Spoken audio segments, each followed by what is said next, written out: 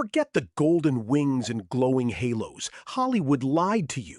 The most powerful beings in the universe are masters of disguise. In Genesis 18, Abraham did not welcome radiant spirits. Instead, he served bread to 3 dusty travelers, exhausted from the road. The divine does not wait in cathedrals. It is right there, in your messy kitchen, watching over you when you feel most alone. But keep watching for the 5th sign. Why do they always choose your weakest moment to appear? It is 3 in the morning, your eyes snap open, and the silence of the room feels heavy. You might call it a sleep disorder, a glitch in your biology. But what if this is not a medical problem? What if it is a scheduled appointment? In 1 Kings 19:5, the prophet Elijah was fast asleep, drained of all strength. He did not wake up to a shout or a storm. He woke up because an angel reached out and touched him. This midnight wakefulness is a sacred invitation. It is the only time you are truly honest, stripped of the noise of the day, standing face to face with the infinite. It is a rare privilege to be called into the quiet when the rest of the world is blind. But think back to that sudden shiver or the weight you felt at the edge of the bed. Was that touch on your shoulder just a trick of your mind, or was it real? The next sign will prove exactly what is standing right behind you. Imagine the world outside is screaming, your business is failing, your bank account is empty, or your heart is breaking into 1,000 pieces. Logic tells you to panic, it tells you to run. But instead, you feel a stillness so deep it feels alien. This is not a psychological trick. This is a power from outside our dimension. In Philippians 4:7, it is described as the peace that surpasses all understanding. It is a peace that does not make sense because it does not come from your circumstances. It is a gift of surrender. We see this in Luke 1 when the angel greets Mary with the words, "Do not fear." That was not just a polite hello. It was a supernatural infusion of calm that allowed her to face the impossible. Crucial instruction.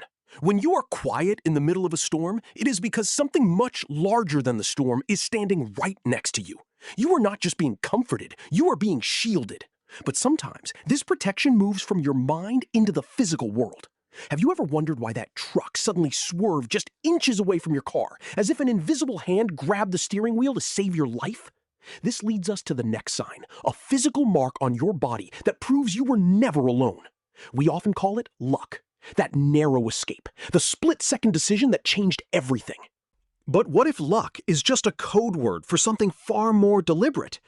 What you call intuition is actually a whisper from a guardian angel, nudging you away from a shadow you could not even see.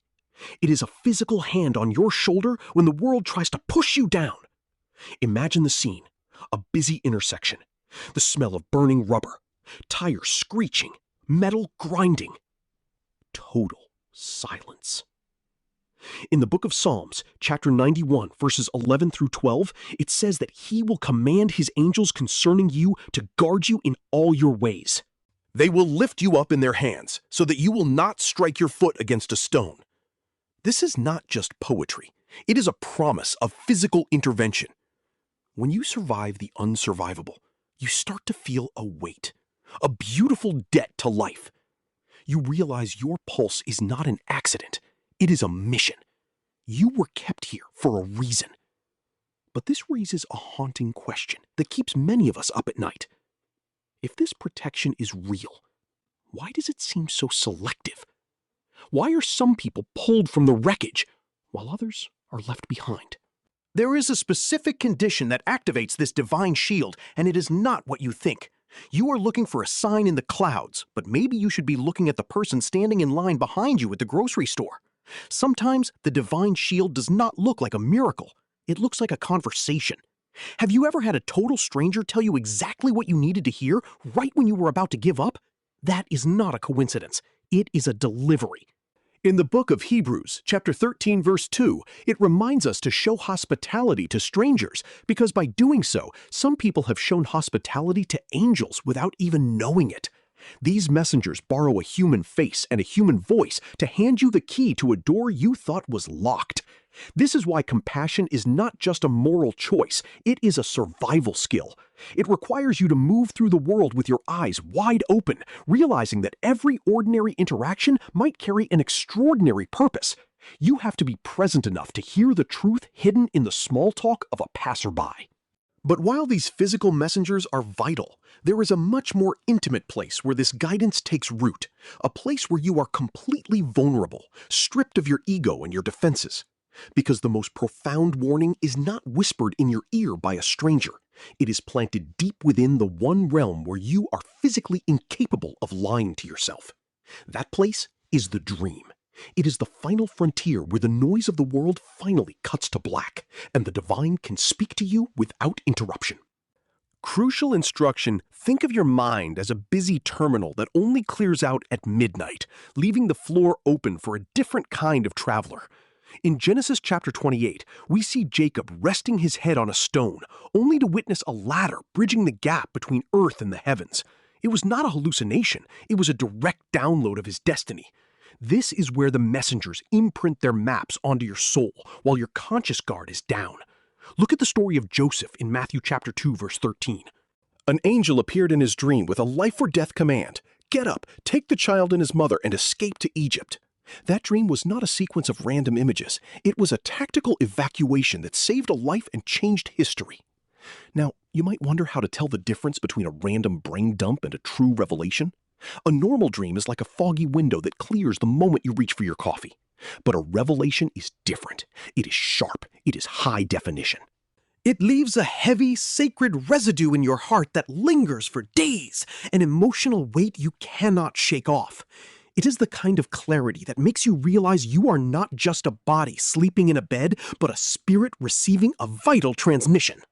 But as profound as these nightly visions are, there is one final layer to this mystery, a secret hidden in plain sight that most people overlook.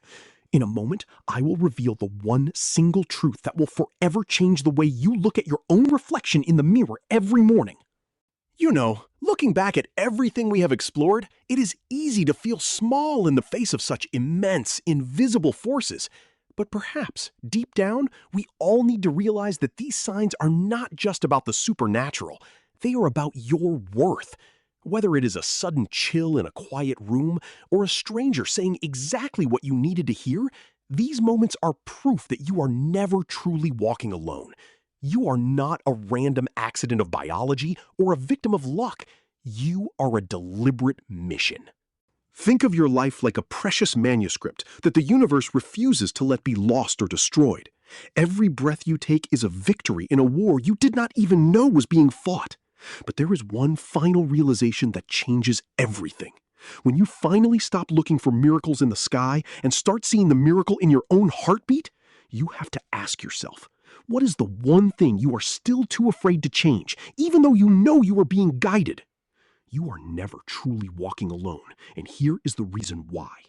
Behind the scenes of your daily life, there is a massive, invisible operation working entirely in your favor. Think of it like a royal escort for a high-profile target.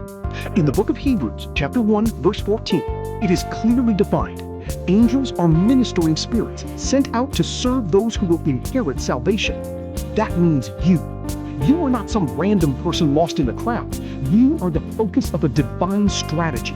You have an entire spiritual army standing guard over your every step, clearing the path before you even realize there was an obstacle.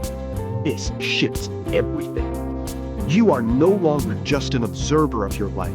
You are a chosen soul with a destiny so important that heaven refuses to leave you unprotected. But all this protection leads to one ultimate question.